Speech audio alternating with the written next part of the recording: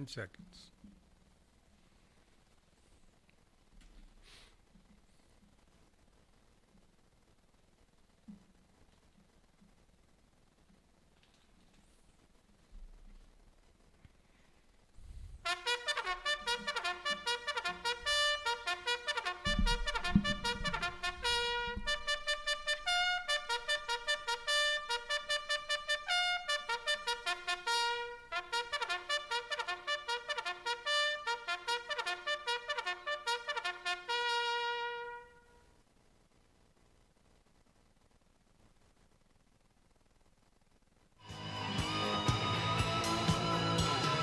Don't stop believing.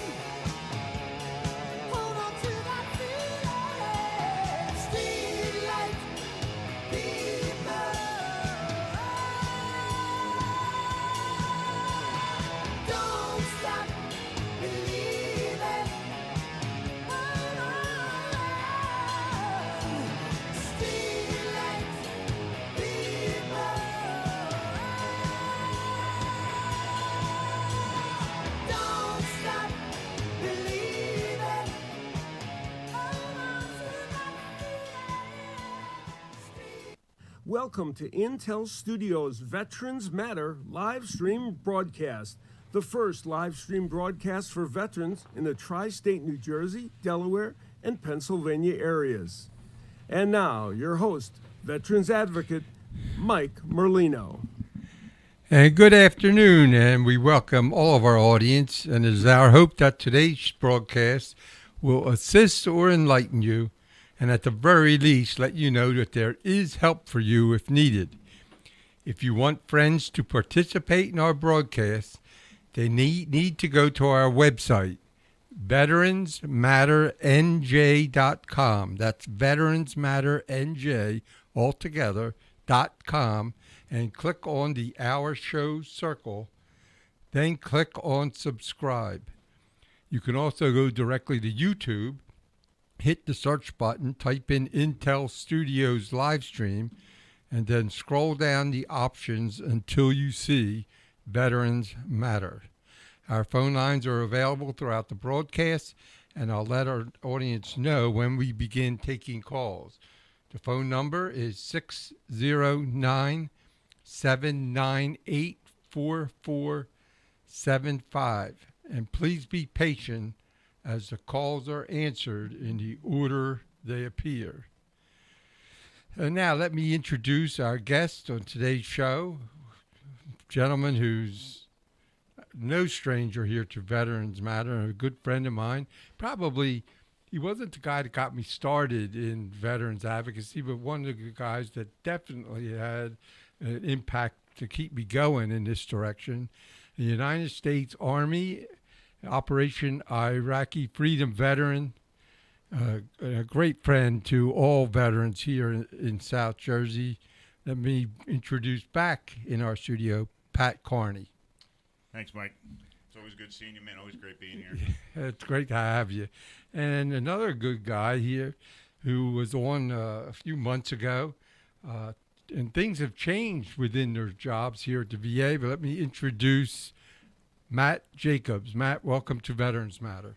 Thank you. It's great to be here, and you are not wrong. Pat Carney is a friend to all veterans. He's a friend of mine as well, and I know we're happy to team up and just thrilled to come on and have the opportunity to talk about what we're doing. You know, when I advertised the show and put it out there that you guys were appearing all week long, all on Facebook and throughout anything concerning veterans, you hear all the time, 22 veterans a day, 22 veterans a day. And I'm not sure. Maybe you have numbers to dispute that. Maybe it's gotten a little better. Maybe it's gotten worse. But, guys, it's definitely one of the number one issues concerning our veterans today. Am I right in that? Absolutely. Between veteran suicide and I guess veteran homelessness are probably the two big ones. You're absolutely right. They're Yeah, they're kind of hand in hand because there's a big percentage of suicides that are also homeless as well. Actually, the largest percentage of suicides are typically homeless veterans. So both issues are pretty significant. Yeah, there's no question. This issue of suicide has, and I imagine will remain, one of the top clinical priorities at the VA. Every single staff member from top to bottom is well versed in recognizing the signs, taking training as such, and you don't even get through orientation without sitting through a SAVE presentation in which you are trained on what to look for, signs, and how to ask the most important question, which is is somebody having thoughts of hurting themselves, and then also to expedite treatment and get somebody help if they need it. So everybody at the VA, from the local C box over in Northfield, Cape May, Vineland, all the way up to Wilmington VA Medical Center, we take it very seriously, and it's an issue that has continued to remain a major problem. You mentioned 22 a day, and I think that's the number that was sort of the calling card in many ways to compel our nation to wake up to this issue. And while that number does continue to be used, and I'm not opposed to numbers being thrown around, I think the most recent data suggests the number is closer to 16.8. But if it was one a day, if it was two a day, regardless of the number, it's a tragedy. It impacts hundreds of people each time someone takes their life. Yeah. And there's no question that any veteran lost to suicide is a tremendous tragedy, and one that we want to really get upstream and try to provide services, benefits, and support long before a crisis emerges. Guys, the same the people that are mainly our subscribers and the listeners out there, especially our veterans, know that Pat Carney has led the way as the Veterans Outreach Specialist here in Atlantic County for a number of years. So, Pat, for our listening audience, and especially for our veterans, give our listeners an idea of the position you moved into and who took your place. Okay. Well, I wish I could say someone took my place. Those shoes are too big to fill. It still is government work. I don't even know if VA is going to backfill the place at all. That being Doesn't that said, make Jackie's job a real difficult right now? it's going to make Jackie's job really difficult, yeah. Wow. Because she's going to have to be covering kind of all of our areas, or all of our counties now, all the 4 counties down here in South Jersey, and it's not that I'm not going to be around. I mean, part of what we're doing is outreach as well. So of course there can be cover down on all that. But yeah, after past 5.5 years doing this veteran community outreach, doing it different, I think, especially Jackie and I, doing it differently than most other places are doing it. I found myself with the opportunity, or was presented with the opportunity to lead this peer suicide prevention team, and be the peers supervisor to Matt's program coordinator, being the head honcho here. Can I jump in and just say? Yeah, go ahead. Yeah, I was just Yeah, gonna. But your if job stumbling over changed my words too. here. it could, but before we go there, I just wanted to say, you're spot on. It's sometimes I think it's important to reflect on some of the road that's been traveled and some of the roads that have been built. And really, Jackie and Pat, speaking, of course, of Jackie Hinker in Cape May County, Pat Carney here sitting next to me, they were trailblazers and continue to be trailblazers in South Jersey because, we didn't have anybody devoted to outreach in South Jersey prior to this. But one of the things I will say is I think regardless of what happens with what positions are filled moving forward, it's clear and it's obvious that resources are being put into South Jersey.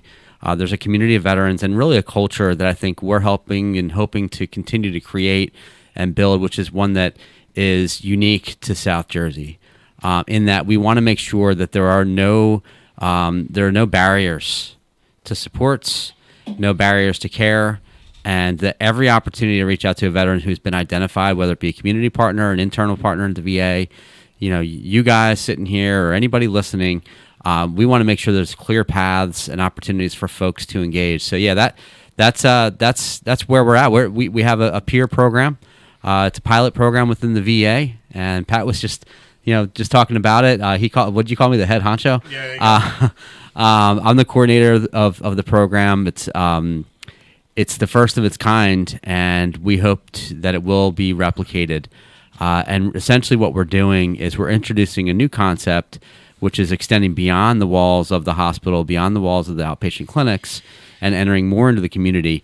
2 years ago, I took on a role as Community Engagement Partnership Coordinator, and that's the title I continue to hold until I officially move into my new position, which is going to be real soon. I've been working with community through the 4 southern counties of New Jersey and the whole state of Delaware through Governor's Challenge for Suicide Prevention, multiple coalitions, and various different efforts within those communities. And now I get to utilize those experiences and my clinical experience to now engage our veterans through the use of peers. So, my job is going to be to make sure that the program's running smoothly, to make sure our 4 peers that we're looking to hire are getting the support that they need, that Pat, as the peer supervisor, has everything that he needs and that there's nothing in his way. And then we're also going to have an LCSW clinical position within the program as well, because what I think we find is that whenever somebody's experiencing suicidality, there's a high propensity for needs and support. And you need somebody to help pull those strings to ensure that if somebody needs to get to the appropriate level of care, that's been identified. And that's where we're going to utilize a clinician. But really, I think the meat and potatoes and essentially what we're going to hang our hat on is our peers, who are going to be four deep between Atlantic and Cape May counties. I couldn't be more excited about some of the things we're planning. We're going to have peers that are going to be able to outreach to vets who had suicide attempts or had recent mental health hospitalizations. We're going to be able to provide support veterans who just received a devastating diagnosis. There's so many things that contribute to suicidality. I don't know if you know this, but more than 40% of folks who have died by suicide have seen their primary care physician within the previous month. So there's lots of reasons for that, but oftentimes it's declining health, sometimes. And we see with our vets, there's unique health situations that emerge. And when you find yourself in a situation where you feel that you're dealing with an illness that may have been caused, and maybe you feel as though you've been let down by your health care, your mental health care, maybe your family or loved ones or your community at large, and you sort of lose your way, and then you throw a difficult, physical, diagnosis on top of that. These are the folks that we want to make sure that we've got peers who are ready, able, and mobile and mobilized, ready, whatever word you want to use there, to simply engage that veteran. Now, for some, that's going to be maybe some phone call checks. I think the beauty of what we're trying to do is, I'll come back to it, is to address stigma and creating a culture that allows folks to reach out for help. It's hard. It's hard to be the person receiving help. I think we forget. I found myself on the receiving end of help, and it's not comfortable because you don't want to feel like you're a burden to your family or even to a provider, and even to verbalize that you need help. We don't train our soldiers up to need help. We train our soldiers up to do what they need to do, to accomplish the mission and whatever that mission may be. But when we find ourselves in our own eyes failing, and we find ourselves in our own eyes maybe sort of disappointed in our own behavior or our own response to things in life gets pretty hard. We've seen that, especially with COVID and even now as people are sort of transitioning, and we talk about a new workplace where, we have to adjust to things. We're going to mobilize our peers. We're going to make sure they're unhindered. There's lots of work happening behind the scenes right now. We're building an infrastructure to be able to, accommodate all the numbers and capture the data to ensure that we don't miss anything, because people are going to be watching, and we are going to be held accountable. We know that on the front end. We want that accountability on the front end, and we want to be able to collect our data, and to be able to share with the community how many vets are we helping, how many phone calls are we operating with, how many, what kind of caseloads are we working with. We don't want to burden our peers, but we want to definitely get them out there working. Anybody who comes on as a peer is going to want to do this. So we know they're not doing it because, the paycheck. We know they're doing it because they're passionate. So we've got some candidates, and sometime hiring in every organization can be challenging, but I think the most important thing for us right now is that we get it right and we get the right people in place, and I couldn't be more excited. You know, Pat, I want to direct this. I got an email pretty quickly. We started getting into this. And I don't think anyone knows this answer better than you. Are spouses a part of this program? Absolutely. Yeah. Absolutely. It as Families. Matt was talking, I'm thinking to myself, I'm like, thinking to myself, you know, when he's done, I'm gonna just kind of put it in layman's terms, and it's not that you were using very technical terms, just, you know, why is all this good? It's we need to collect the data in order to prove that what we're doing was working or not working, so then we can make changes if we have to. And the goal for this program from given to us from Vince Kane is to make it replicable. So once we get a good system going and a good program going that is working and has the data that is shown working, we build our little toolkit, and then we take the show on the road and we say, hey, VA, Philly, do you want to do this? Or New York, or whatever VA wants to do it. They can replicate what we've done in their areas and how it works best for them. Because we are literally going to be the first one in the country, we've been told. So we're really kind of able to kind of, I don't know, make our own path to walk. Yeah. But we're not doing it alone. It's we're walking it as a community together, which is the point in helping vets. To get that, to break down the barriers of stigma, to break down the brainwashing from the military, to get the vets to say, hey, I need help. Yeah. When they're at their worst. Yeah. Trying to accomplish all of those things and then still keep the veteran in a good headspace and timing, you know, is a challenge, and I look forward to that challenge, and it's but yes, to answer your question though, spouses are absolutely going to be involved. Families. If they want to be, families, kids, all the above. It is not just on the veteran. That the family, when you get out of the military, the family has a transition just like the service member does. You know, it so they have to be involved in order to make it to create that family unit. Yeah, and I think one of our more exciting aspects of the program that we're trying to build and we're planning in the upcoming calendar year is camaraderie events. You know, I can't tell you, Mike. You know, I was a clinician at the Violence CBOC for a couple years. In my first position, I held at the VA, and I remember a veteran who wanted to go bowling with other vets. And it felt like just such a monumental effort to get him engaged with other veterans in the community. It was harder than you think it might be, because it's not always easy to mobilize veterans to get them together for things. They got to kind of vet things and make sure that, you know, that's something they want to show up to.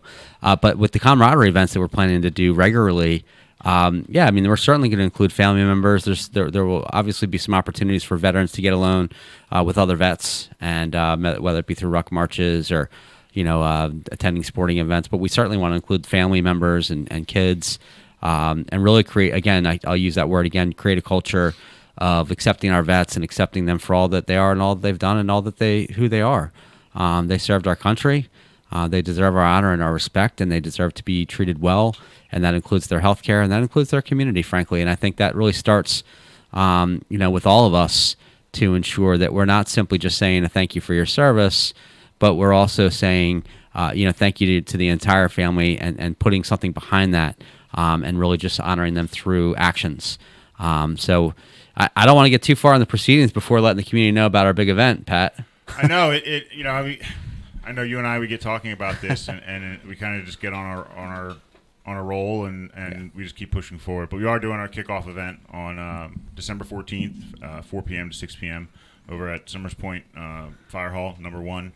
Right there on Bethel Road, across the street from the VFW. Yep.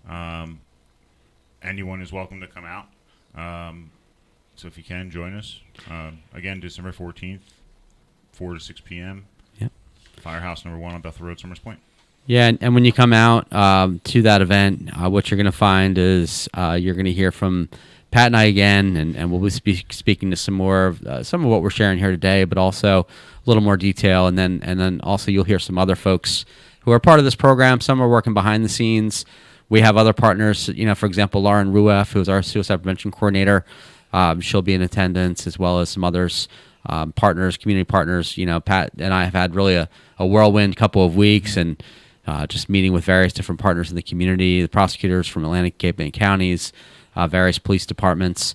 Because let's face it, our emergency responders are going to be the ones who are identifying some of the needs. And, it's a real frustrating thing to identify a need and to not know where to turn or not have any avenues for support. But we're looking to, close those gaps and ensure that the folks that are out there and engage with veterans who are identified in crisis, especially those folks, that we're again ready to mobilize and reach out to those vets in need. The camaraderie events too. I think the other avenue, and this might be more important than we think. Suicide is not a respecter of any aspect of our life. If somebody has means, for example, that certainly does not mean that they're immune to suicide. If somebody is, you mentioned homelessness. Certainly, when you're struggling, you may be at higher risk. But most often when we've experienced suicide, at least I can share anecdotally, and I'm sure others could agree with this, the general first response is utter shock and surprise. And armed with that information, I think it's important that we invite folks out to the camaraderie events who may be unidentified. They may just simply be the ones that we can say, hey, you have an opportunity to come out every month to rub shoulders with some other vets. They may be police officers. They may have just gotten out of the military service last month. They may be a Vietnam vet who just retired, and they're looking to engage with a community of support as well. We appreciate our veterans of all ages, and our men and women who served are the folks that we're looking to engage with, and we'll have peers there. And I don't want anybody to think that that they can't reach out for support, or if they can't come out for the camaraderie event, or that they'll think that we'll sort of know something about them because they show up. What we'll know about them is that they care about themselves and other vets, and that they're welcome there. So it's exciting. I really feel like it's, for Pat and his career trajectory working in VA, I look at it in excitement for him too, because I see everything he's done up till now prepares him for this moment. He's been out, and everybody knows Pat in the community. And if you don't know Pat, get to know him, because he is a wealth of information. He has, he's got knowledge coming from every angle in terms of service, in terms of veterans, in terms of family experiences, and in terms of local supports, veteran service organizations, service dog, you just about name it. Earlier this week, there was an email that came through from someone from our local coalition who had a vet who was upset, or not, we don't even know if they were upset, but we know that they had to go to an appointment in Dover, Delaware, and they were trying to get some transportation for this vet. So, sometimes the thought is to scramble and figure out who can get them there, and are we going to spend a $700 Uber? What are we going to do here? Well, Pat was able to help the guy get his appointment changed to Galloway. And it's like, sometimes the most obvious thing, you have to have the person who has the right information, and it's like, yeah, that makes total sense. Why can't a guy go to Galloway instead of Dover if they can? And if you've got somebody in place who can help you do that, those are kind of, I look at that. It may sound crazy. I look at that as suicide prevention in some ways. You might have had a veteran who was going to hold a grudge for the next 30 years, and resentment and anger over having to travel for 6 hours out of his day to 2 hours there, 2 hours of appointment, 2 hours back, having to lean on some other support in the community. That comes with some shame and embarrassment sometimes too, to have to deal with that. So we don't want those things to get in the way of somebody's health care and somebody getting the help they need. And if it's a comp and pension exam, or if it's a cancer treatment, or if it's an AA meeting, or if it's a local mental health provider meeting, or if it's simply making the call to say, hey, we can help you schedule that appointment. You can do it virtually. You don't need to leave your home. There's everything under the sun.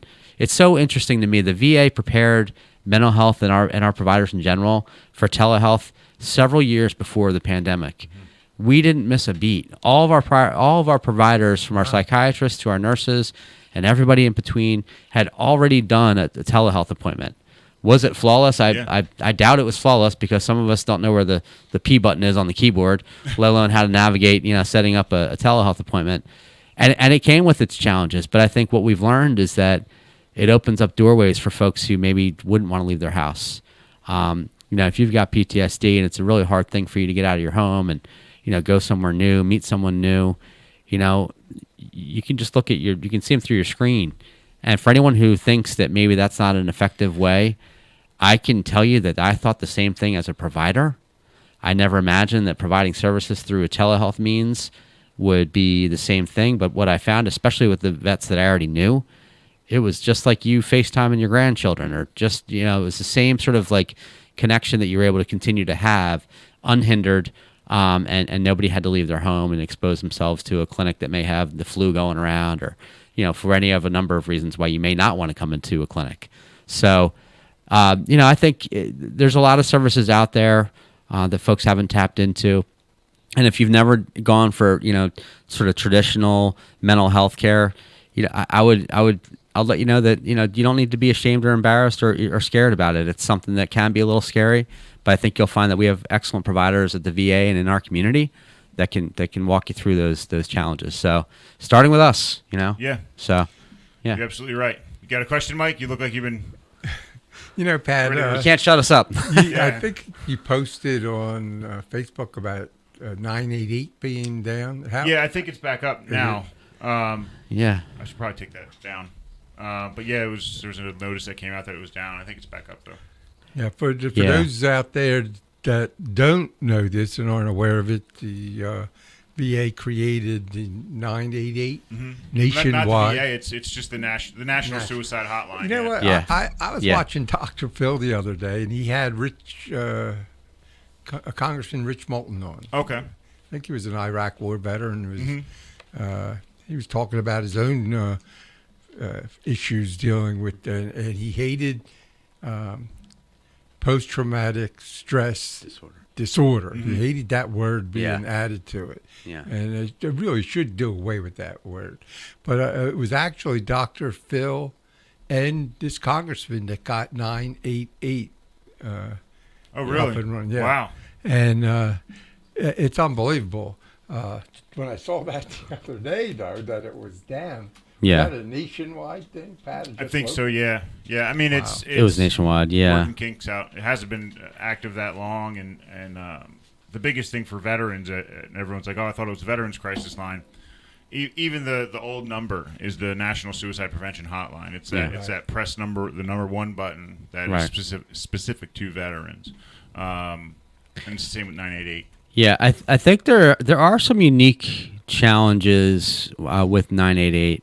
I had an opportunity to sit on a planning committee in the state of Delaware, and it's interesting because one of the premises behind 988 is they wanted to reroute what would have traditionally been a 911 call, but now you're routing it more appropriately for a mental health call that's not necessarily elevating to the level of police involvement. So what I mean by that is, do we have a veteran who has active suicidal thoughts with means and they're concerned about, and you need to call the police in or somebody in emergency response to help in that situation. But 988 is positioned more so as mental health care, just like the Veterans Crisis Line always has been. So the Veterans Crisis Line, the 800-277, what is it, 8253, I forget it now. I haven't been giving it out the last 6 months. But like Pat said, you pushed 1, and you still go to the Veterans Crisis Line through 988, pushing 1. I think I like it because it opens up an easier path than having to remember a number. 988's a little simpler. But they're still working out the kinks, as evidenced by what happened this week, and that's unfortunate. The good news was that you still were able to call like the VA hospitals and push 1 for the Veterans Crisis Line. You were still able to get through, but it was certainly hindered there for, I don't know if it was quite 24 hours. It might have only been about 10 or 12 hours, but I'm sure they'll give us updates on what happened there, if that was a cyber attack or if there was just an overwhelming amount of calls to the server. I'm not sure what prompted that to happen, but 988 is certainly the number to call for mental health crisis and to get connected with local services, if you're in need. So, when you talk about the 4 counties in South Jersey that you cover, Atlantic, Cape, Cumberland, and Salem? yes, Salem, okay. for Wilmington. And does Salem have their own clinic, or do they go Cumberland? A lot of them go to Wilmington, actually. Yeah, they either go to Wilmington or they go to Vineland. Yeah. Yeah, because like half the county is actually closer to Wilmington than they are Vineland, and then the other half, like Cowtown, kind of east-ish, I guess southeast-ish. Yeah. However Salem's situated. Yeah. Are actually closer to Vineland. And do the three clinics we're talking about, Vineland, Rio Grande, and Northfield, do they all provide psychological help? Yes, there's mental health services at each one of those clinics, psychiatry, mental health counselors, therapists, psychologists. They're available at each one of the clinics. They have added support through other mental health supports that are regional, Pittsburgh and Philadelphia and other offices. So if there's an influx or an immediate need, and maybe not somebody immediately available, the thing that's challenging, I think, with the local CBOCs, community-based outpatient clinics for the VA is they're not emergency rooms. They're not really equipped or really there for emergencies. So if you were, having a heart attack, you wouldn't go to your primary care doctor, right? You would call emergency services. You would. So I think, as it relates to our CBOCs, there are some unique challenges because sometimes crises do emerge that were unexpected, or maybe even if the veteran didn't walk in there necessarily in crisis, but something triggered them or something happened. And in those situations, we've got, not only local supports, but also regional supports to engage those veterans who may be in need of immediate intervention. We'll again, I said it at the outset, suicide prevention is the highest clinical priority. Just because someone's angry doesn't mean they're suicidal necessarily, or that if they're depressed that they're suicidal, but you certainly want to make sure that they're okay. And we do everything we can. And there's such an incredible, dedicated group of folks in all of our CBOCs, in my experience. I hope that's been folks' experience who've engaged with these services locally. But there's a fantastic team of support people right at the front door, right through the back doors of the clinic. So I encourage you to plug in if you haven't done that with our local clinics. I got a question for you. Sure. First off, anybody has a question for Matt or Pat, please call 609-798-4475. And if we don't get you right on, we could be in the middle of something, or could be another caller. So please be patient. Let me ask you a question, because it was interesting when you talked about if you're a veteran and you have a heart attack, put you in a local hospital. Would you eventually be transferred to a VA hospital?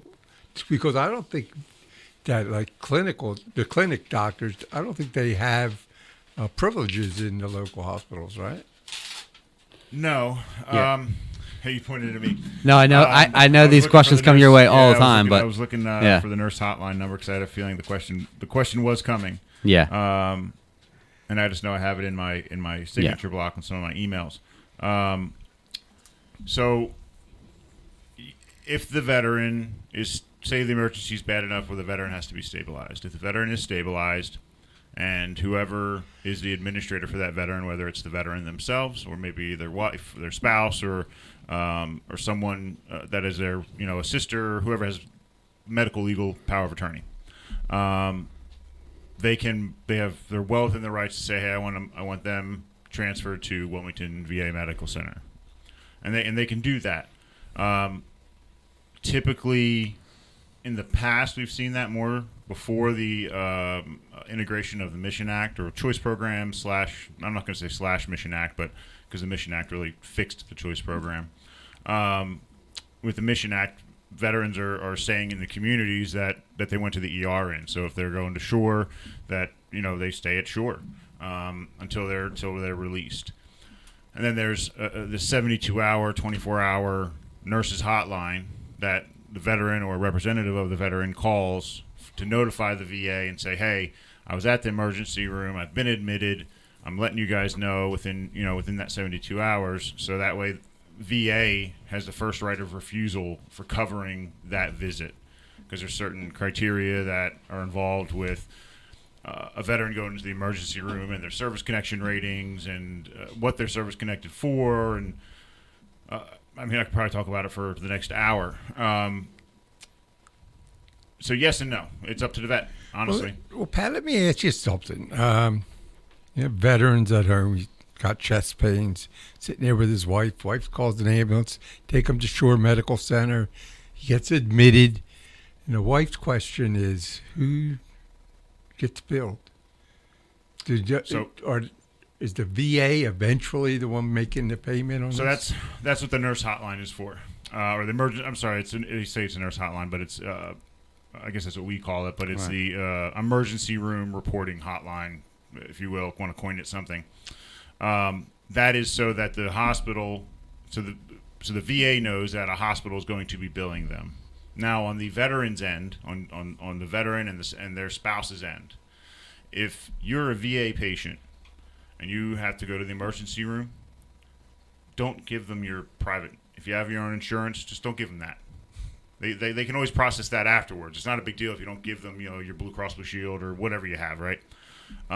Give them your VA ID and say, I'm a veteran, I'm a patient at the VA, and that's all the information they need. You give them that VA ID and that's it.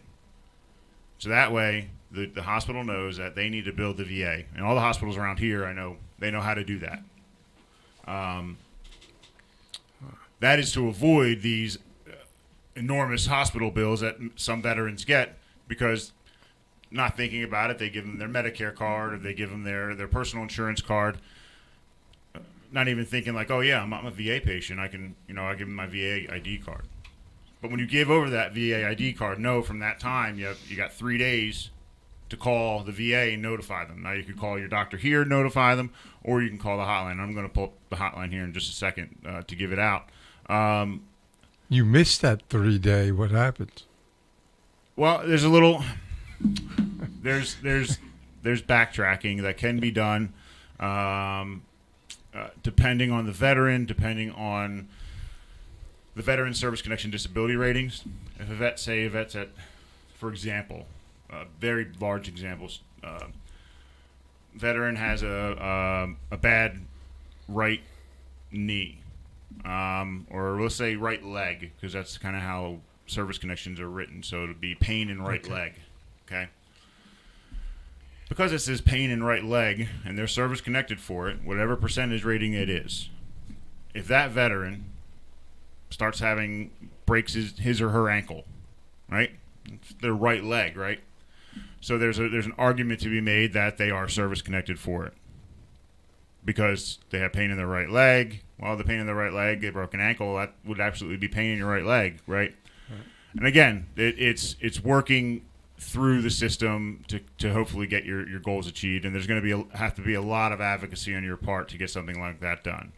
Now, if you're service connected because you have a herniated disc in your back, or you're something easier than that, you're service connected for kidney stones. It's a proven fact that there's environmental exposures for many vets, but I think it's really post 9/11 veterans. Most predominantly, that have issues with getting kidney stones all the time. No matter how much water they drink, no matter how healthy they are, just keep getting kidney stones for whatever reason. Well, that veteran gets a kidney stone. And anyone here that's ever had a kidney stone knows how bad they hurt. I mean, it is the worst. They go to the ER for it because they have a kidney stone. Well, and that veteran's only service connected for kidney stones at, say, 40%. Well, because the veteran is service connected for kidney stones, and they're getting a rating, they're 40% rating for it, and they went to the community ER for for kidney stones, the VA will pay that bill. Now, if that same kidney stone veteran goes into the ER because he or she broke their arm, and all they do is give the VA ID card and say, I'm a veteran, I'm a VA patient, that's it. Okay, they bill the VA. VA is most likely not going to pay for it because you're not service connected for it, unless you're 100%, and that's my whole other thing I'm talking about. I'm talking about an hour from this. Right. VA is most likely not going to pay for it because it's not what you're service connected for. So, by giving them your VA ID card, though, you've given VA what's called first right of refusal, meaning you're giving VA the first chance to say, nope, we're not paying for this. So then you get the bill in the mail from the hospital, and then you say, okay, here's my Blue Cross Blue Shield card, bill these guys. Just do it afterwards. That's what I was wondering. So unless you're 100% disabled, you more than likely are going to end up paying something. Right. But if you're a veteran and you give them that, say, Blue Cross Blue Shield card and your VA ID card, Once VA says we're not going to pay, they're going to bill Blue Cross Blue Shield immediately. Or I'm saying, no, if you just give them your Blue Cross Blue Shield card, and you don't give them your VA ID card, and you don't tell the VA you're going to pay, or that you're in the emergency room, and maybe you are service connected for whatever you're there for, all right? Because you gave them the Blue Cross Blue Shield card, that's who the hospital's going to bill, and VA is never even going to see that notice of visit and see the bill for that. And it's almost impossible to backtrack and say, I didn't want you to bill Blue Cross Blue Shield. I wanted you to bill the VA. I mean, it just doesn't work that way. That's why we say a good rule of thumb is just give your VA ID card, let the VA deny you or accept you, and then go from there with whatever you have on the personal end with your insurances. Yeah, I learned something Both and. Right. that was, I don't know, maybe this would help a veteran make sure. I went in the hospital for a hernia surgery. And my doctor told me up front I was going to spend at least one night in there. And he said to me right there, he said, well, this is outpatient. I should have questioned that right away. Because if I'm spending a night there, it's inpatient. So what ended up happening is really, I get a bill from the hospital for $2,100 after everything. And I just had this same type surgery a year ago. It didn't cost me anything. And they said, well, your doctor said you were outpatient and you spent a night. That's not covered by because I'm 60. Well, I'm 68 now. Oh my gosh. My Medicare wouldn't cover it. Wow. And it's just unbelievable. Yeah. What can happen in the medical field. Ever since COVID, it's horrible. I don't know if the VA is affected so much by COVID. It seems to me that they, like you said, they were doing telemedicine before COVID. So I remember about a year and a half before COVID, I think. If Jackie was here, she would remember. Her and I and Vince were at Ocean City American Legion Hall setting up like a remote site for VTEL, we called it at the time, for virtual appointments for vets. They could just go to the Legion Hall, do their behavioral health appointment or whatever appointment they had, and go right to the Legion Hall instead of having to drive all the way into Northfield or all the way to Wilmington maybe or wherever. So we were doing that. We were just to support what Matt said. Yeah. We were looking at that a year and a half before this. Yeah, it's true. And I think COVID sucked across the board. But one of the great things to come from it, in my opinion, is virtual mental health appointments. I mean, there's something to be said for me when I was doing outreach, being in the middle of an outreach event, having an appointment that day for my whatever, I'm seeing my counselor that day, right? And I'm doing it virtually. Having Jackie be able to cover the table while I walk away for 15, 30 minutes, do my appointment, I'm done, and I come back to the table and I'm back to work. I mean, there's something to be said for that, and it's no different than talking to somebody on the phone. I mean, if reaching out to somebody on the phone is going to help prevent suicides, why isn't using the phone or virtual means to have your counseling appointments good enough? Yeah. Matt, you sent me a little letter when you let me know you guys were coming on. Mm-hmm. And in here, it talks about working closely with law enforcement. I don't know if you guys had an opportunity. 2 weeks ago, I had Vince Hamburg, Iraq War veteran. He had a problem where he barricaded himself in his home, and what was really unbelievable as his story unfolded was what could have happened if he didn't get the help, that a good lawyer to get in there, and he could have ended up spending 20 years to life in state prison. And thank God things worked out. And when you're dealing with veterans and suicide and that stuff, there's really got to be a connection with law enforcement. Absolutely.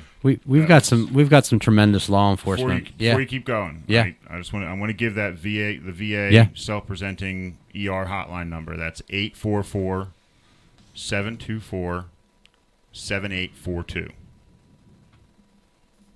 Just wanted to make sure I gave that out. And you're absolutely right, and that's something Matt and I in our planning stages considered. But go for it, man. Yeah, no, I was just gonna say. I mean, we're already, I think, a little bit ahead of the game in terms of,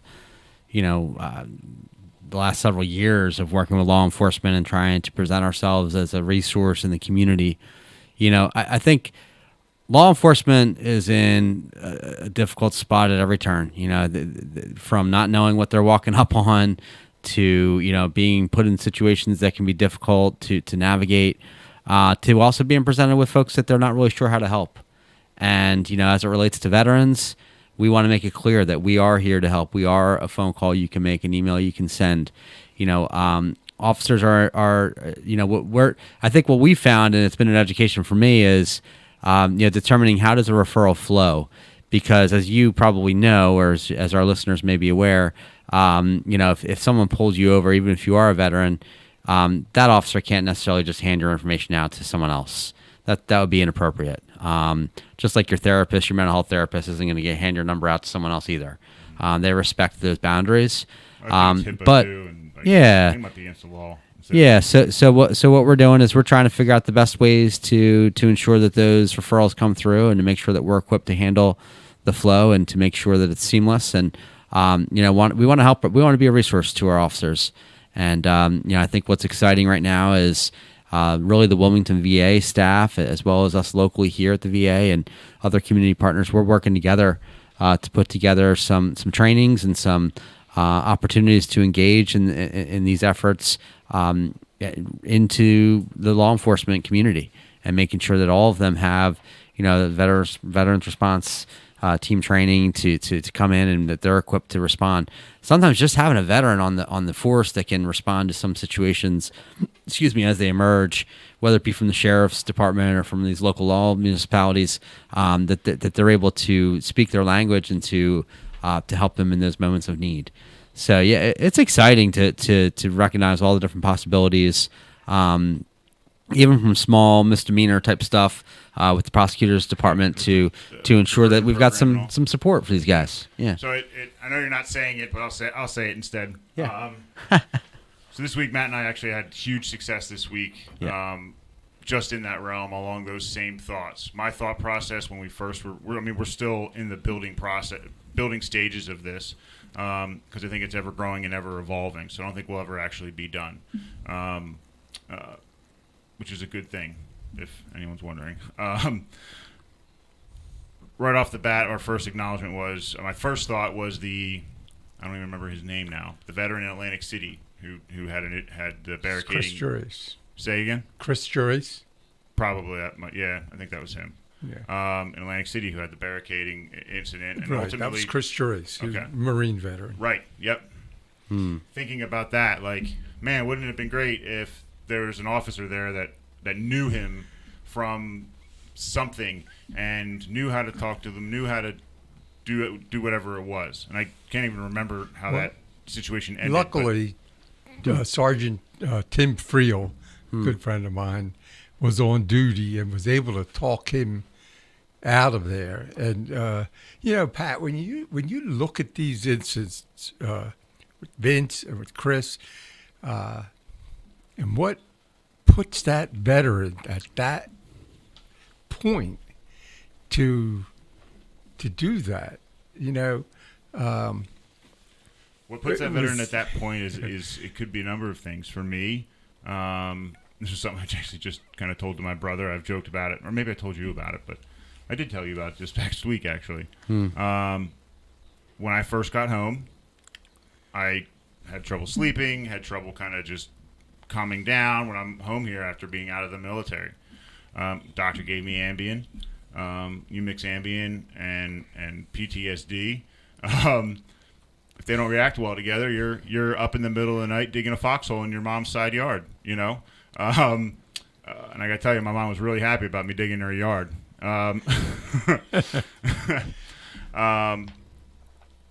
It could be something like that.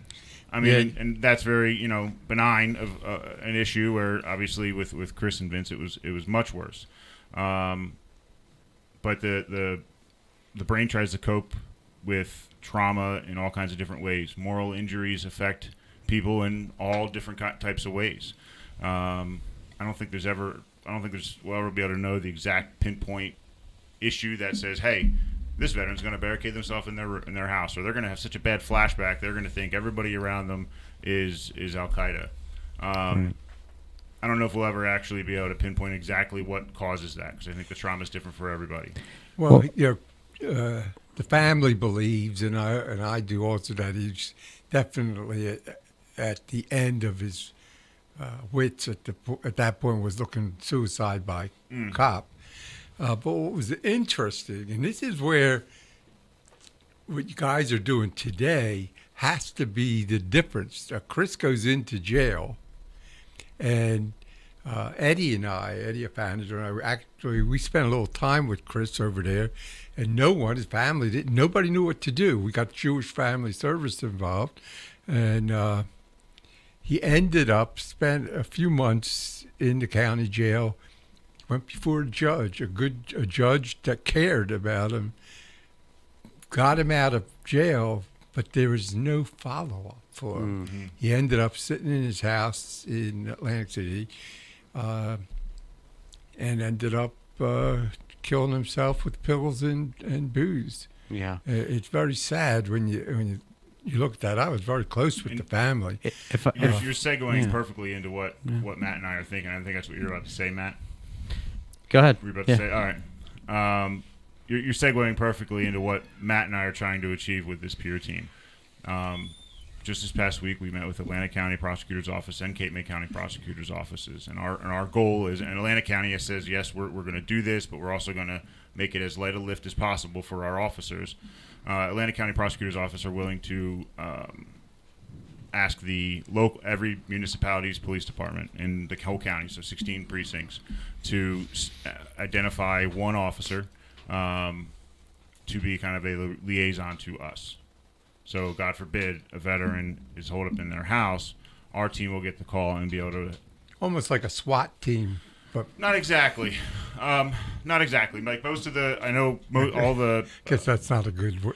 Yeah, it's not like we're going out in the middle of the night because there's safety issues and all those kind of things. But we're trying to create it to where our veterans have a connection with law enforcement. They have a connection with the nurses and the ER staff, and they have a connection with us. So we're trying to layer this support for the veterans that are at the most high risk. So with our camaraderie events, with making this circle with them, and the camaraderie events, that's why we're inviting all of these officers and to our camaraderie events. That's why we're inviting all of our community partners at all these local emergency rooms to come out to these camaraderie events to meet with the veterans that maybe they may engage with in a crisis. So while that veteran's in a crisis, there's not only their peer and the VA people that veteran knows, there's also the police that have responded. There's also maybe someone at the ER that says, oh, hey, man, I just saw you a couple weeks ago at the camaraderie event. What's going on with you? Whatever it is, whatever situation you want to call. Just so there's some kind of familiarity and community behind that veteran. To hopefully make that interaction much less serious than it could end up. right. So yeah, exactly what you're saying, and then it's that follow up too. It's that postvention, right? How do we keep on to that veteran? And that's our team. That's, hey, you have a peer that's, we heard you were in the ER. Would you like to come join us? And I'm hoping these kind of conversations are going to happen while the veteran's at the ER. Once that veteran's stable and able to be seen, one of our peers is going to be able to walk in the door and engage with that vet. And that could be a Saturday. It could be a Sunday. It could be the middle of the night on a Wednesday. That is our goal. Our end state for the crisis intervention part is to be able to do that 24/7. A few years back, and you could correct me, Paul McIntyre was trying to put together a veterans court. Does one exist now? No. Diversion. So there are some people that preach for veterans courts, where I know they've been effective in other places. New Jersey decided to do the Veterans Diversion Program, where the veteran doesn't even end up in court. It's like a pretrial intervention. Veterans with certain, so I think it's any misdemeanor, and then anything above that is kind of at the discretion of prosecutors. And that they're kind of cut off before, or not cut off, but they're diverted from having to go to court because the prosecutors or someone in the prosecutor's office says, hey, this vet had this thing happen because they have PTSD, because they have something happened to them while they were in the service. So I like the diversion program a little bit better than the vet's court, because the vet doesn't have to go to court then. Yeah. So, but yes, New Jersey has the Veterans Diversion Program. And I know Cape May County mentioned to us just this week that they're looking for Mentors, yep. mentors. Atlantic County and Yeah. Cape May County are both Yeah. looking for mentors. Yeah. So, and that's veterans. That's a big part of who it. are willing to be a mentor to the vet to go through the diversion program. It's like I think a 1-year program. We should really get Chris and Hannah in here to talk about it with you one weekend. Yeah. You guys mentioned the county prosecutor's office involved, and it looks like Bill Reynolds has his finger on the pulse of He's just fantastic. He's a great it guy. seems- Yeah, he does. Yeah. That's good. If I could come back to an earlier point that was made, just to be clear, there's no one cause for suicide.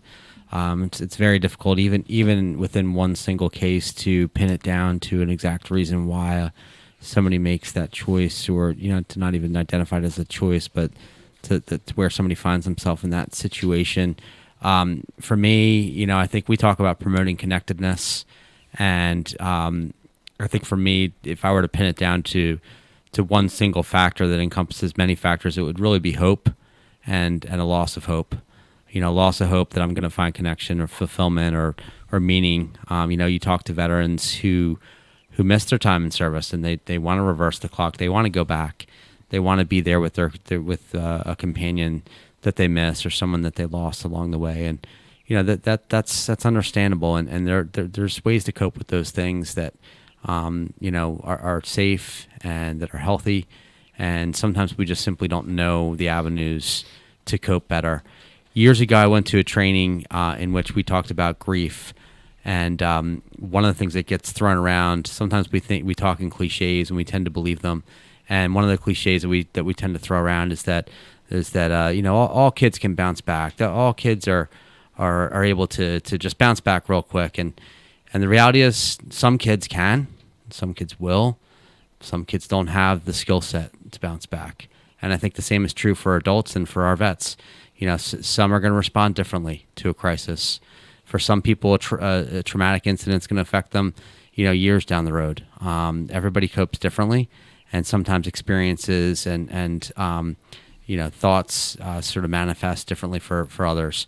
For one person, we may say, hey, they threw themselves into their work and they work 70 hours a week and they were very successful in life. They're okay. And then someone else, we say, well, they drank a lot, so they're not okay. And the reality is, they both may be struggling with their situation in life. And one person may just be, avoiding dealing with things by just working 2 jobs. And somebody else may be avoiding dealing with something by drinking alcohol. But they may both be dealing with some similar issues. So we want to be able to sort of, bring those paths together, be able to share stories and let people know that they're not alone. Pat's story earlier and what he experienced may be, a light of hope for somebody who's listening that says, man, geez, I thought I was the only one who had those thoughts or responded that way. If I could just take a brief moment, I know this is somewhat of a diversion from what we're talking about. I would just mention 2 individuals. I just happened to have attended 2 funerals in the last 12 hours, one of which was a colleague of mine, Kent Johnson. He served in the VA for 22 years. And one of the veterans shared a story during his service yesterday that I wanted to bring to light. He said that Kent Johnson was a social worker who cared, and he said if he found out that this particular vet didn't have anyone to go to on Thanksgiving, he took him out for Thanksgiving. He picked him up and took him out on Christmas Day. He picked him up and took him out on 4th of July and spent time with him during a season of his life where he was losing hope and he had lost hope. And that's just one veteran story among thousands that I think Kent impacted. He served as suicide prevention coordinator at the VA for over a decade. He was somewhat of a mentor to me, and I just want to honor him and just mention his name. And I know it have impacted some of the Wilmington VA staff deeply. So I just want to thank Kent. Another individual I just want to mention, and I hate to do this, but this is just worth mentioning as well. Charles Casaboon Jr., known as Chick Casaboon, of Upper Township, Petersburg, New Jersey. I just want to give a shout out to his family. He was somebody who was just a pillar in the community. He worked at Tucko Turf Farms for under 3 generations of management. He's lived in and been married in Petersburg for 52 years, and Vietnam vet. He served in 1968 and 1969 in Vietnam as a member of the Army, and I'm thankful today to the Army members who came to his funeral and provided flag service and taps at his funeral. So I just want to say I appreciate his service. I'm thankful to him and his family. Certainly honor Kent's legacy at the VA, and I appreciate just the opportunity to invoke those names. So thank you. Okay, we're going to take a couple-minute break. Play this song. It's dedicated to the Vietnam veterans. Called "The 8th of November" by Big and Rich. Great song.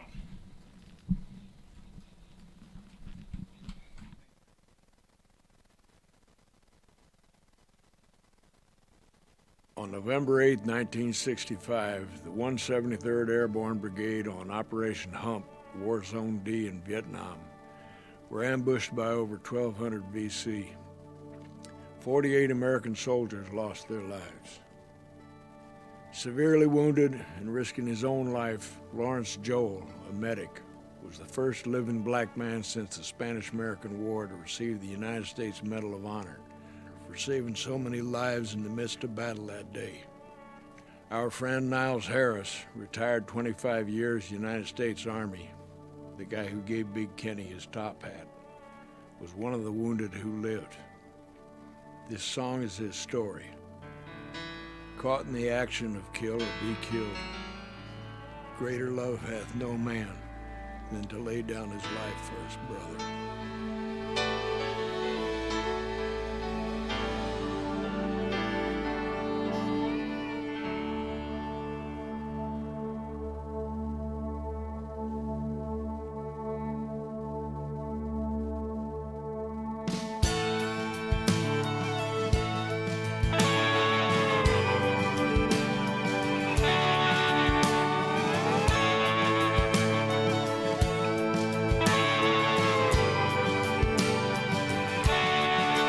Said goodbye to his mama as he left South Dakota to fight for the red, white, and blue.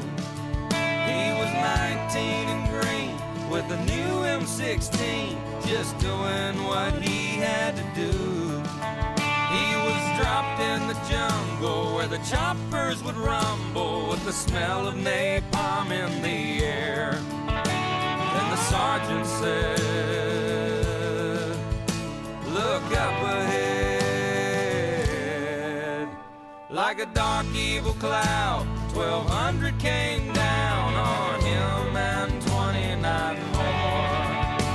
They fought for their lives, but most of them died in the 173rd Airborne. On the 8th of November, the angels were crying as they carried his brothers away. With the fire raining down and the hell all around, there were few men left standing that day. Saw the eagle fly through a clear blue sky. 1965, the 8th of November.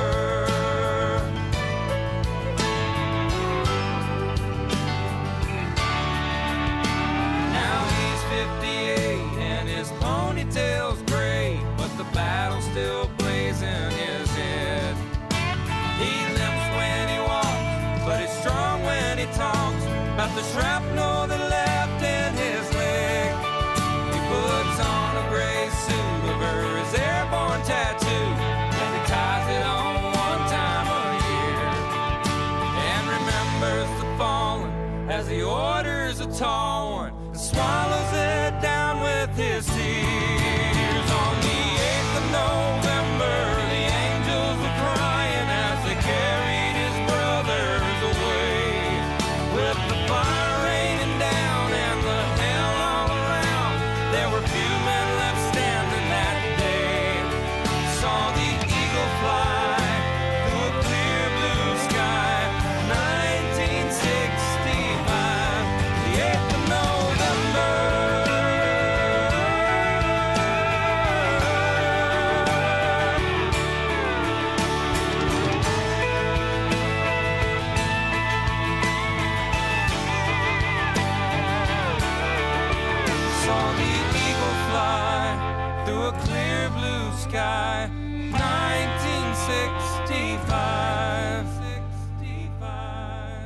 On the 8th of November, the angels were crying as they carried his brothers away. With the fire raining down and the hell all around, there were few men left standing that day. On the 8th of November, the angels were crying as they carried his brothers away. With the fire raining down and the hell all around, there were few men left standing that day. Saw the eagle fly through a clear blue sky, 1965, the 8th of November.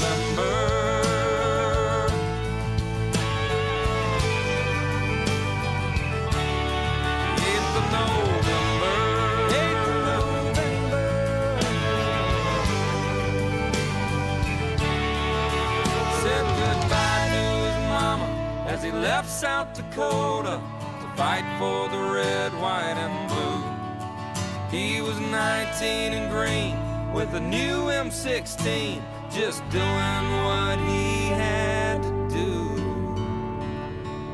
And welcome back to Veterans Matter live stream broadcasts. Mike Merlino with my guests Matt Jacobs and Pat Carney.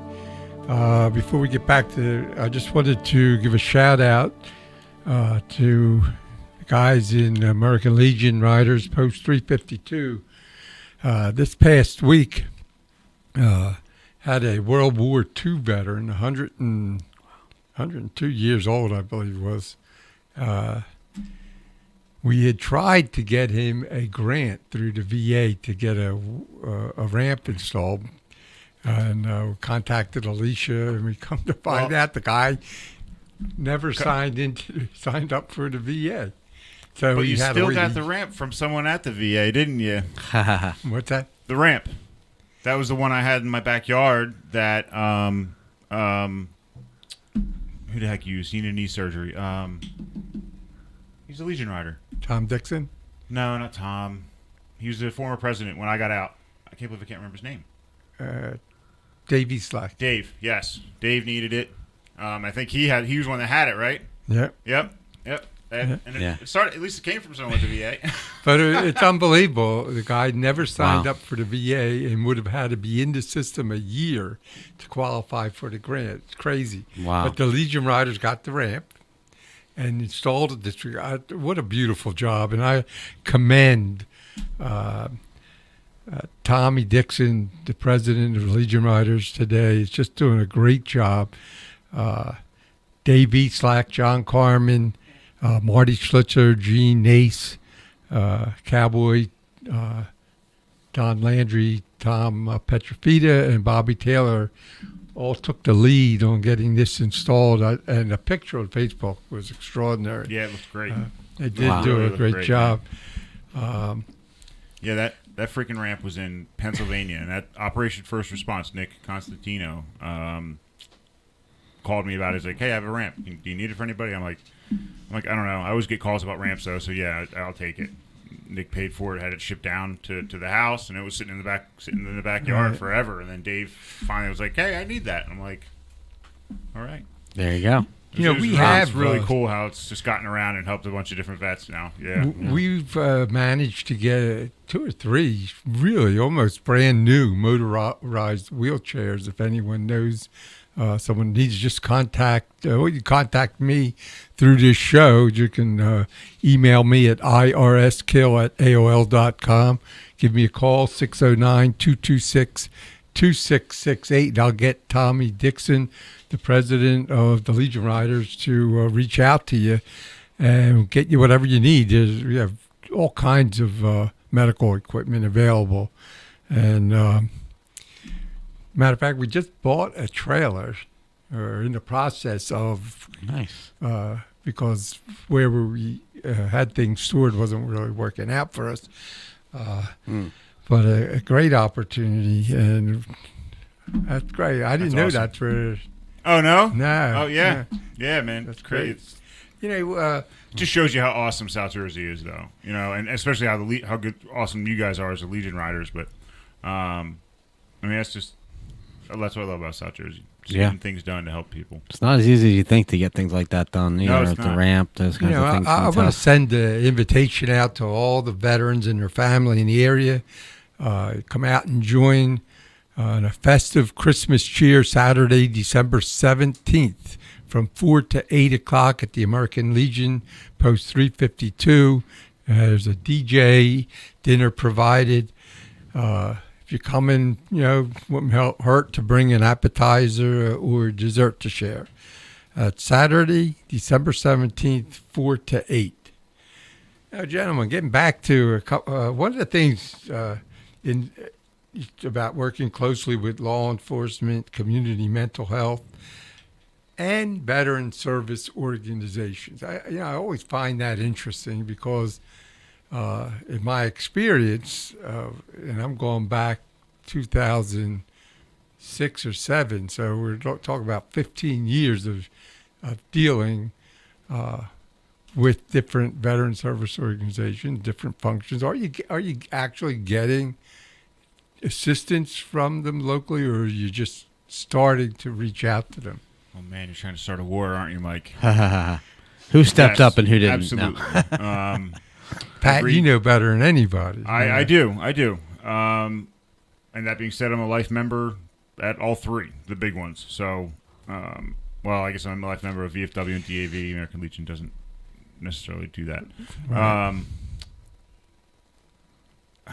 Yes, unequivocally, absolutely, VSOs, veteran service organizations, help veterans. No doubt in my mind. And I've seen it happen. They absolutely do.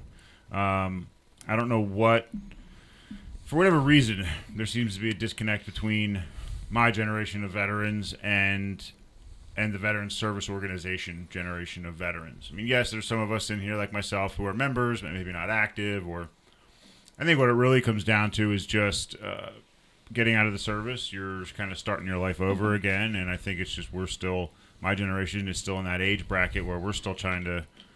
Some of us are still trying to figure out what we want to be when we grow up, and it's just having that extra time, But yeah, absolutely. I think you're right, Pat. You know why? This last 6 months in here, I've had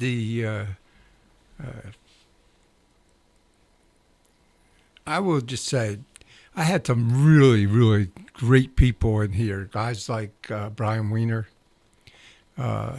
Ken and Barbara Hageman. Mm-hmm. Oh, they're awesome. And it does seem like they want things to work between the VFW, the Legion, and I think locally, I think you can make it work. It's just that when you get up top, maybe the state commanders and the national commanders, they just don't want to prioritize what's best for veterans. I don't get it.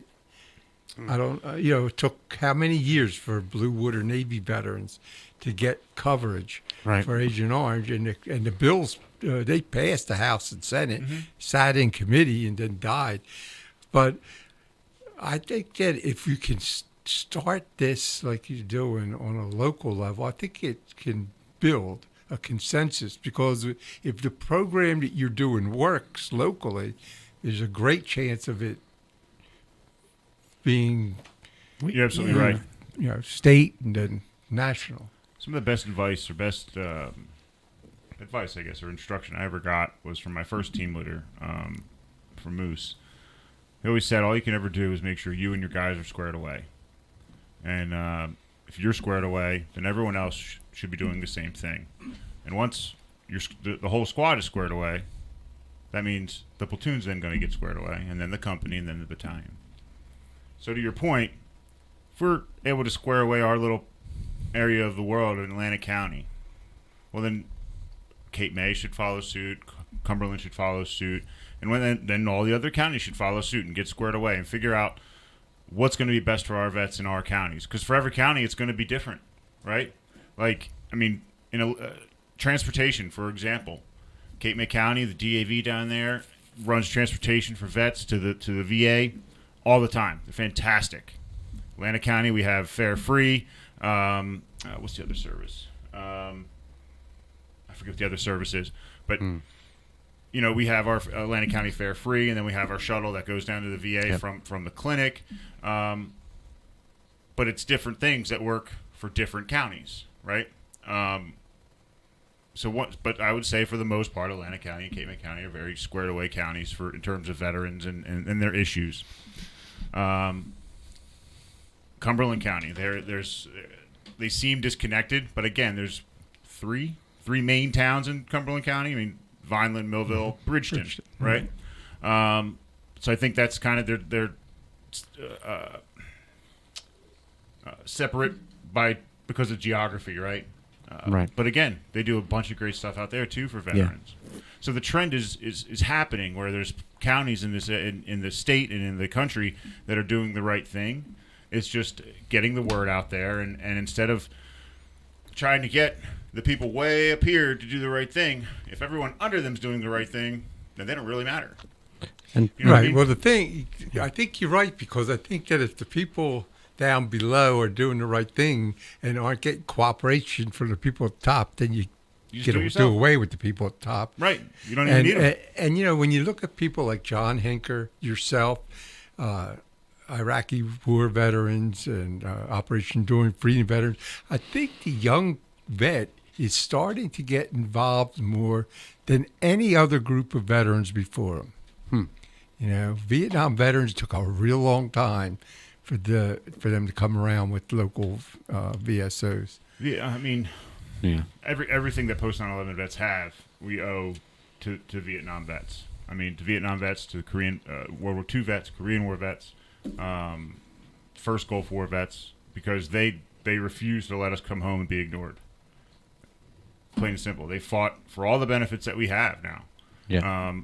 Only reason we have them is because of those generations of veterans fighting for them and making sure we have them. So it's absolutely the post 9/11 veterans. It's time for us to start, receiving the torch, so to speak, and to continue to fight those battles, because they fought enough for us at this point. Is how I look at it. I should say. They fought enough. I'll take the torch from a couple of these vets so they can retire. They can enjoy the rest of their lives. Yeah. But you're right, and it's not that the leadership or the people at the very top don't serve a purpose. But as a leader myself, when I was in the military or when in the civilian world, I always felt the best when I wasn't needed. When I would show up at work at the company and all of my Joes were squared away, and I didn't have to correct anybody, and they all had their work done, they all had this done, and I'm like, well, what the hell am I doing here? Like, what do you need me for? That's the greatest feeling in the world for me as a leader. So other leaders kind of think of it differently, but for me, I'm like, oh, I taught you all and trained you all right to do the right thing all the time. I'm kind of irrelevant unless there's something big that comes down, right? Was that before or after your military service? I'm saying in my military service. Okay. When I was an NCO and I had my fire team or was working with my squad. I can imagine that feeling. Sure. Yeah, I mean, you come in and everything's kind of done, and your guys are squared away, and you're like, "Wow, awesome! Let's go figure something else out to do. Let's go do some training. Let's go." I always love that feeling. It's kind of like when you come home and your kids have actually done their chores. It's kind of like that kind of feeling, Mm-hmm. And it, I just don't see why it doesn't catch on more than that. People at the bottom need to support the people at the top, and the people at the top need to support the people at the bottom. Yeah, I mean, there's a number of veteran service organizations that I think want to be doing more, and we essentially want to create again that culture to where it's not just us doing all these things; it's us doing these things in unison in partnership with the services that are in place in the community. And there's people who are passionate out there and love our vets, and they have programs and they have visions, they have dreams and hopes to be able to provide certain benefits and services and experiences to our veterans, and we want to help connect those dots where we can. And I remember years ago I helped a vet get forget the organization's name because this is number 5-6 years ago, but there was a vet I helped him get to a retreat for him and his wife, and they went on a retreat that was only for veterans, and it was 3 nights, and it was paid for, and it was a huge benefit for them and their family. And we want to be able to provide experiences and meet the needs as they emerge, and to partner with the right people as we identify those needs. So I don't think Pat and I have any pretense or any feeling like this is going to be easy. We know we have our work cut out for us. We know there's a big hill to climb in terms of getting some of these things going. We don't want to just talk a game. We want to, provide these things to vets. So, definitely come out in a couple weeks. I know you shared a date that we don't want to confuse. The 17th is obviously a great opportunity to come out, but certainly come out on the 14th to Summers Point. It's 4 to 6. Maybe come over after work or before dinner. We're going to provide some food. Yep. We're going to have some people talking about not only this program, but some of the other things that are, I think, relevant and important. Director Kane will be down from Wilmington, and it's an exciting day. It's an exciting moment for us, even as we haven't hired everybody yet, but that the community needs to know this is what we're building, and this is what we're doing. Perfect segue too there, Matt. Yeah. 2 counts. Yep. Actually, kind of referring back to what we were talking about, the PAC Act. I mean, that was an act that was supported by the veteran service organizations and was made to got signed because of them pushing it, right? We'll be talking about PAC Act and all that because that's kind of the biggest news in veterans news right now. That's right. We'll be talking about PAC Act and we'll be talking about our program and doing our little kickoff and it'll be great. Yeah, and that's on the 14th at a block away from the event on the 17th. That's right. At Firehouse Number 1 in Summers Point, 4 to 6 p.m. And then your other one about the hiring. It has been trying to do the hiring here. I guess it was August. Regulations had changed federally that to be a peer for the VA, you actually have to be certified beforehand. So if you are a vet and you're interested in becoming a peer, you think you want to become a peer, try to take that time, go on the old Google and look up New Jersey peer certification. So it's MHA, Mental Health Association in New Jersey, offers training. Rowan also offers the training. They're the 2 big ones I found. As I was signing myself up for the class in preparation for this job I have now, get that certification and make sure you apply for the job because we're definitely looking for good people to be peers. Absolutely. When you talk about veteran suicide, and of course, the families are so not just involved, but they sacrifice so much and get very little credit. Are there the programs that you're involved in with suicide awareness? Are you able to get the families to participate, or are they like? Do you get a spouse calling up and saying, "Look, I'm really concerned about"? I hope so. My husband or wife. I hope we do on our end. I absolutely hope we do, and that we want the spouses and families involved as much as they're comfortable being involved, because they are the backbone to these veterans and getting supported. If that veteran has that family that's standing behind him or her, we absolutely want them involved. My cousin Kathy McFadden, she works for Atlantic Prevention Resources. Mm-hmm. And every once in a while she'll shoot me a flyer, and it's always about a veteran and their family, getting the veteran to come out and the veteran and the wife to maybe go out and have a dinner together and have the children involved in something at the business. She never ever calls me to say, Mike, it really works great. I wish she would, because I don't know if veterans put themselves out like that. There seems to be programs around to help, and I'm not sure that the veteran really is motivated to do that, because Pat being there, I mean, it's got to take a real lot for a veteran to turn and ask for help. It's a ton. I mean, you're talking, most vets, however long they were brainwashed to think that anything medical that is wrong is bad. I mean, if you go on profile, if you have a LOD and you have a busted knee and can't do PT for 2 weeks, you're POS. Like, you're a sick-born ranger, you're or sick call ranger, you're whatever it is. I mean, anything medical is looked at as bad. It's only the past 10 years since I've been out, it seems that opinion is starting to change. But even so, there are still jobs that physical injuries are deemed bad. So after you get out, being able to break down that, I say brainwashing, I don't actually literally mean brainwashing, but it's probably the most accurate term to use. Breaking that down and actually getting them to ask for help is going to be one of the biggest hurdles that Matt and I have in front of us, that all veteran advocates have in front of us, is getting that veteran to ask for help.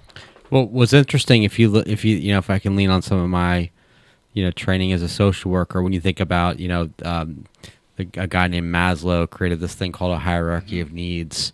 And at the lowest rung of that need is your physical needs, right? Your food and your shelter. And then right above that is your safety needs. If the veteran doesn't have, let's say, for example, their safety needs met, they don't feel safe, they're going to have a hard time moving up to the next rung, which is love and belonging.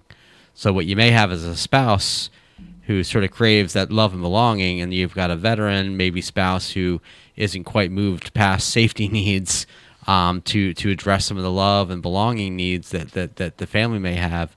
So that may motivate the spouse to, really take the lead in identifying where there are some concerns, and to help that veteran understand, where they can put their safety trust in, as it relates to their family supports, and as it relates to their own mental health and feeling safe and feeling supportive. I think what's interesting as it relates to suicide prevention, we recognize that oftentimes, we talked about this last time we were on the show, oftentimes it's going to be the neighbor, the friend, the spouse, the son or daughter, the cousin, the coworker, the best friend. It's going to be one of them that's going to recognize things sometimes before the veteran themselves. Mm-hmm. And, to have those difficult conversations, or to point them in a direction of saying, hey, why don't we go out to this event where the vets are getting together? Why don't we, engage with this peer program and maybe engage and figure out where we can plug in to help? Sometimes helping is the best medicine. I think people, when you look at the recovery model for substance abuse, sometimes some of the most successful folks in recovery are actually working in recovery, because it continues to teach themselves the basics even as they teach it to others. So as it relates to vets, plugging in, getting a part of a peer program, at some point graduating, and at some point maybe plugging back in yourself and giving back to that community, that can be the best medicine for somebody. It's part of Pat's story. So I think we see that play out. Mike knows that all too well. Yeah, we see that play out. He may or may not have had a huge part in that. There you go. Yeah. I've seen a lot. I've seen children commit suicide, and the families always never knew there was a problem. She may have been the queen of the cheerleaders and went to New York to have a photo shoot at 16, and at 17 she commits suicide. Yeah. Now, with veterans, when you look at the veterans who have committed suicide, are they ones who have reached out for help, or are they mostly in the same category? Yeah, it's when you talk about, one thing I can say is, unfortunately, we don't have dead accurate, we don't have accurate necessarily predictors. We may have some things that we looked at as risk factors or protective factors. I think what's surprising and startling for us, and maybe we've seen this in our own lives anecdotally, the story you just shared, sometimes the overachievers in life are the ones that you may refer to as a perfectionist. And we can laugh and joke about it, but for a perfectionist who starts to realize that there's some chinks in the armor and starts to realize, I can control, 10th grade chemistry, but I can't necessarily control where I stack up in relation to my colleagues in graduate school.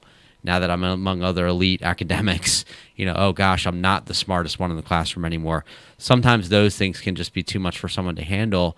And yeah, it's sad to recognize that, that you have a 17-year-old that you didn't realize. I know I have a personal story myself of a friend of ours whose family member at a very young age, somebody who was handsome, successful, an engineer, worked in a high-paying job, living the bachelor life on the outside where you think, man, this person has it all together. And he did, but he also struggled with depression and anxiety and was resistant to some of the interventions that were happening. So I think it's, I think when you recognize a problem, don't ever let up. Don't ever stop pursuing that individual. Don't ever stop pursuing them and checking up on them. When someone dies by suicide, you can't blame any one factor or any one person, obviously. But I think as parents and as people who care about our veterans and people who care about our loved ones, we have to start thinking about taking those extra steps to check in with folks and see how they're doing. And if we all just did, one extra call a week, I don't know what's going to emerge from our program, but I'd like to think that it will create a community that's going to be responsive in the little things, following up with veterans after a hospitalization, following up with veterans who have recently separated from the military, following up with, vets who are maybe declining health. All these things, listen, we can identify them all day, but unless we actually respond to the need and reach out to these folks, there's going to be some people in their homes who are just unknown to be struggling and suffering. So I'll say right now, if you're struggling out there, if you're suffering, you're not alone. A lot of people are in those shoes. It's been a difficult season for a lot of people and uniquely difficult for our veterans in what they've gone through and many of what they've dealt with. So if you're struggling, call the 988 crisis line. It is working. Press 1 for a veteran. Give Pat or I a call. We can give out our contact information as well. And, if you do feel like, hey, man, I would benefit from a peer, or I know somebody who may want to apply to become a peer, all those doorways are open right now. You can go to USA.gov. If you just Google USA Jobs. USAjobs.gov. Yeah. I think so. USAjobs.gov. So, we've got some positions open and really excited about some candidates that we know are emerging right now, but also recognize that we've had a tough time with the hiring process. It's just the truth. But we're working through some of those challenges. And like Pat said, if you want to get more familiar with some of the resources and some of the credentials that are required for the position, please come out on the 14th, or call us or email us beforehand, or reach out in some capacity, and we'll get you squared away. So, when you you look at the veteran, do you find that there are certain triggers? Maybe what happened the way we left Afghanistan. Did you find that there are Afghanistan veterans that are just really upset with that? There are. That Afghanistan thing, I had friends that had issues with it, and I think one of my best responses I saw to it was, I don't want to say any names or anything like that, but he was like, I really hate how this is happening, but I don't know how I feel about it right now. Like, I need to figure out how I feel before I start like blasting it out there. And I'm like, man, that's a really great way to look at it, because months and months ago, you would have had a much different response than that. And and the same kind of thing happened with Iraq. If people don't remember, I remember, because I was one of the last units in Iraq. Although then we went back, but whatever.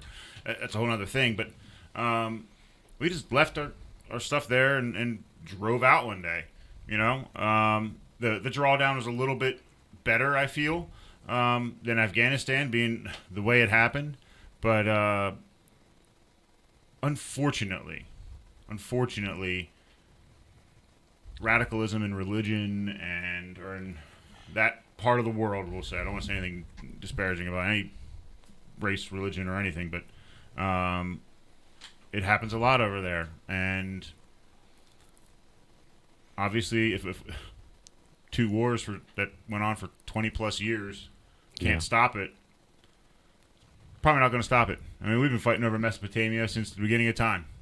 Yeah. I mean, I'm not trying to give an excuse. It's just that part of the world has always been in conflict. Always. Yeah. I don't know why. I don't know.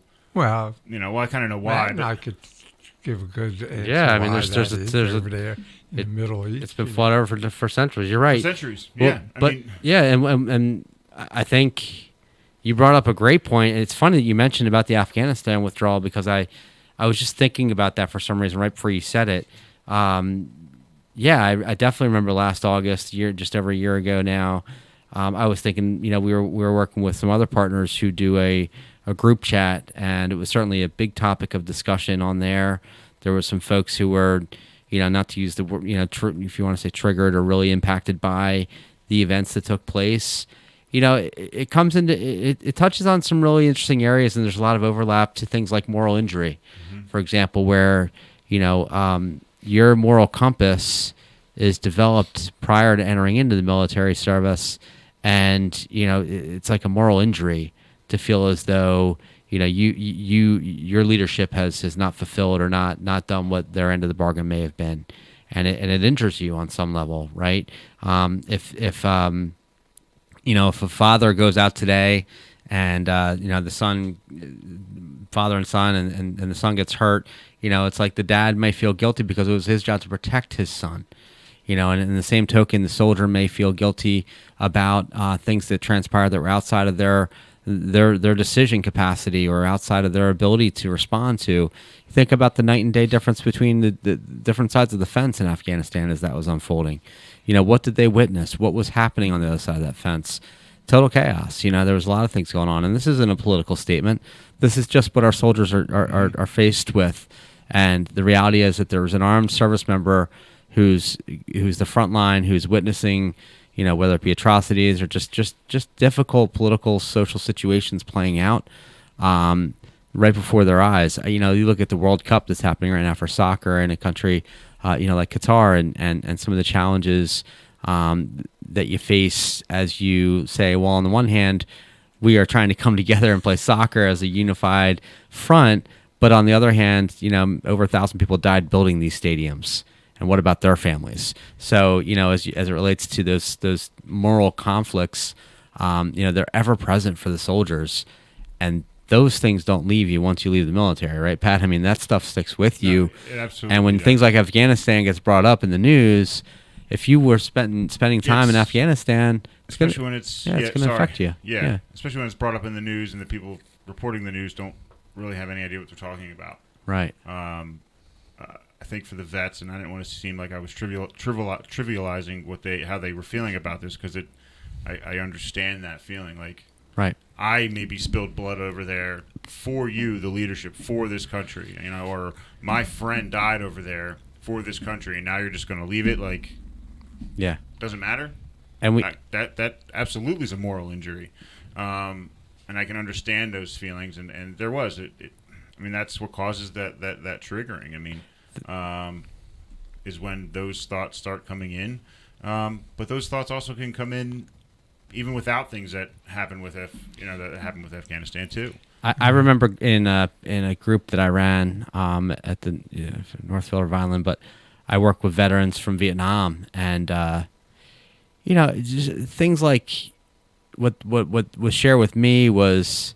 Whether this is actually how it played out in reality or not, but this was the perception, and it certainly did play out in some capacity, where it was like, you fight to claim a hill, and you claim the hill at significant cost, and then the next day, or a week later, or a month later, you're fighting for the same hill, Right. and you're experiencing some of the same losses. And then to try to take a step back once you're out of that situation and try to make sense of it, and try to put the pieces back together, and try to make sense of chaos, and try to make sense of political leaders making decisions and you having to carry them out. I watched a movie. I'm not advocating for the movie in any way, but it's called All Quiet on the Western Front, and it's evaluating and looking at World War I and the end and the trench warfare that went on, and just the utter madness of fighting over a position that was really never altered from the entire span of that war, and to think about how that must have impacted those soldiers in previous generations. To think, man, we we fought like, heck to gain this land, and we never did. And all these men and women who passed away, and to try to reconcile that. And similar to the Afghanistan situation, where it's like, how do you reconcile what you did 10 or 15 years ago in a country that still struggles, and maybe you still have some direct connection to that place. Maybe you experienced the loss of a service member on that soil. Whatever the case may be, it certainly is going to trigger. I work with a Vietnam veteran who was unexpectedly triggered, and I don't mean to make light of it in any way, but he simply ordered furniture, and it was made in Vietnam, and that was hard for him to grapple with. Man, okay, I get this was a generation ago, a couple of generations ago, many years ago maybe, but dang it, man, I for me to as a service member to have a piece of furniture show up made in Vietnam, it set him into a bit of a tailspin and a difficult time that night, just reconciling. And I think for him, it was just simply seeing that something came from a country that he and others spilled blood in, and knowing the sacrifices that were made. Pat's invoked Vietnam veterans enough. We can't thank those guys enough for their service and just knowing what they dealt with, and the climate that they entered back into in this country, on top of going through, what was some dark and difficult days. We appreciate those guys, those men and women. Yeah, Pat, you're familiar with Lieutenant Colonel Glenn Batchinger? Oh, yeah. United States Army, South Jersey guy. Here's a guy who, the day that the Afghanistan withdrawal folded, he was actually in Italy helping Ukrainian refugees settle in Italy, and he reached out to me that morning. Mike, can you please get in touch with Congressman Van Drew? I've been trying to get the State Department, because he worked in Afghanistan for 6 or 7 years and had a great rapport with the 2 or 3 families that were doing Boy Scouts, right? Yeah, Created a bunch of Boy Scout groups over there. and Van Drew couldn't get the State Department to acknowledge any of it. And to this day, we don't know if they're alive or dead. Wow. And I know Glenn, the rage in just reading his text to me, horrible. Yeah. And I can't wait till he gets back to the country, back here, so I could have him sit across from me, Yeah. and express how he feels, because I know that it's got to be a horrible feeling. You have these interpreters that saved American lives, and America turns their back on them. It's just unfathomable to me. Yeah. Yeah, I can't even imagine. I mean, you kind of forget. I mean, with your interpreters, I can't even. I have no idea what he's feeling. I don't even have it really relevance to it. But I know randomly it was 2 years ago or 3 years ago. No, maybe longer than that. It was 2 years ago. I wasn't paying attention to anything. Might have been like 5 years ago. I got a random Facebook friend request, and it was actually one of our interpreters from Iraq who finally got over here from Iraq, and he lives in like Arizona now, I think. Wow. But it was just cool to, I can understand that. But thinking, well, what if ISIS got him? Like, yeah, that's pretty awful. Like, I can't even imagine how he feels about it. Yeah, and when the State Department has their names, what would it have taken for getting the military to get them families, get them on a plane and get them out of there? I mean, they have no trouble getting hundreds of thousands across the border in Mexico. It's just crazy to me that the priorities are so screwed up. Yeah. Yeah, I can't begin to understand all the factors that went into those decisions. But I do know this. I know that there's probably a lot of veterans who were, negatively impacted or just impacted, maybe even with mixed emotions in regard to the pullout and the the subsequent events that took place. But yeah, I mean, I think what it just kind of comes back to what we've been talking about in those situations. It's not when a crisis is, it's not if, but when you're going to come in difficulty in life and crisis. we want to build a network of and a community of supports for our vets, in the good times and the bad, to celebrate and also, to help them through when things are not going so good. You need those folks in life. You need those supports in life. And we're not here to replace anyone's family or replace anybody's supports that are already there, but we certainly want to make, every opportunity to invite people out and to experience, that camaraderie, that connection with other vets. And I think it goes a long way. There's very few communities I think benefit more from interacting with their own than veterans. And you just see the love and appreciation that transcends, no matter how many years go by, Pat. There's gonna be some guys you serve with that, like you said, you could see them a mile away and know who it is from their walk because you just remember absolutely those kinds of things about them and who they are, and those connections run so deep. You got to maintain some supports, when things change in life, and sometimes those changes are unwanted, but you make sure that you're equipped to respond to them. Yeah. So. No, that's funny you mentioned that too. I forgot I told you about that. Yeah. Middle of the night, you can just see like a silhouette of somebody, like, especially if it's someone in like your squad, you just know how they all walk because all you really ever, most of the time, you're just looking at everyone's butt, right? Because you're going walking in formation or walking in, triangles, but yeah, it's something that's always stuck out to me from my deployments is being able to know who my guys were with not even seeing their faces, just seeing the way they walk. Like, yeah that's cool though. Yeah. But that's how close you get. I mean, that's it's like you know who your wife is, even if you just see like a little part of her head in a crowd, right? That's your wife, right?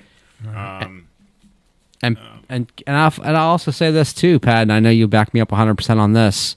The majority of our veterans are not combat veterans. I think it's important for us to recognize and understand that, hey, if you served during a time where we were at peace, or maybe you weren't deployed for whatever reason, or maybe you're in the Guard and you're fall under a different set of circumstances with your time in service.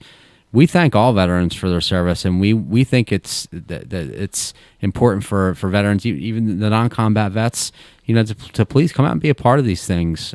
There's a place at the table for all veterans in this program, and the camaraderie events and the peer supports. These are things that we want to provide to the community and create that culture to where we have supports in place community-wide. Yeah, just because you weren't in a combat zone doesn't mean you're immune to terrible things happening to you. Absolutely. I want to get into something, and if you don't want to talk about it, that's okay. There is no magic pill for someone suffering from PTSD. There isn't a medicine that they can make.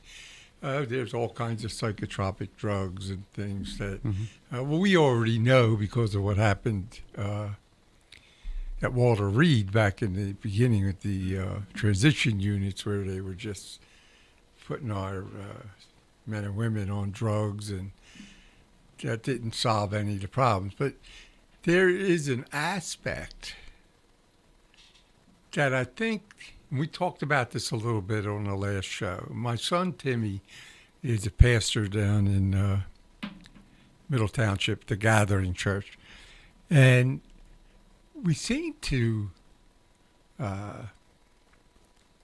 disregard the healing aspects of this spiritual healing of PTSD, and I would never think that a government, that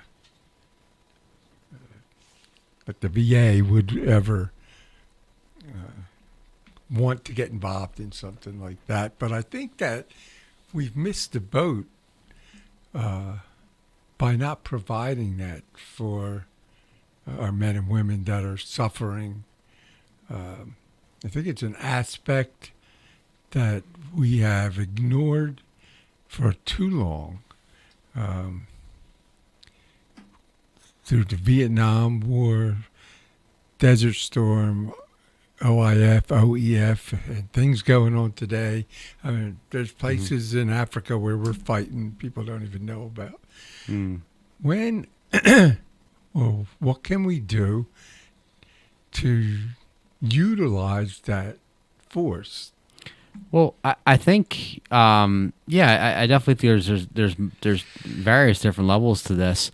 One thing I will say in regard to PTSD, I think what is most often a barrier, or I don't know if it's most often, but they're very frequently a barrier to care is stigma. If you are identified as having PTSD, for example, if you're a first responder, if you're a police officer, I suspect that there's a lot of undiagnosed PTSD out there, for the simple fact of people don't want to have the ramifications that may come with it. There could be implications in regard to owning a firearm. There could be implications in regard to safety of those around you, and all sorts of people making assumptions about you in those circumstances.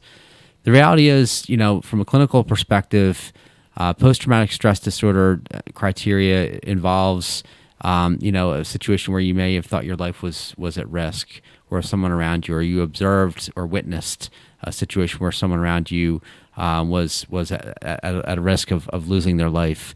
And there's a whole nother level of traumas that somebody may have experienced that would result them in having, that post-traumatic, in other words, following a traumatic event, stress related to that, and they call it a disorder. For some, there may be 10 people that witness something, and 6 of them may be able to adjust and to cope with it okay. And then there may be 2 or 3 that really struggle, and there may be 1 or 2 who are a substantial risk and severe symptoms. And for those folks, there are treatment options out there. There's EMDR, eye movement sensitization, where you're able to focus in on something during a conversation. We've got trained EMDR therapists in the VA. Exposure therapy. If you're not familiar with exposure therapy, essentially it's this. You relive a trauma so many times that you become so familiar with it that you no longer beget clammy hands. You no longer start breaking down in sweat. You no longer go to a different place, so to speak.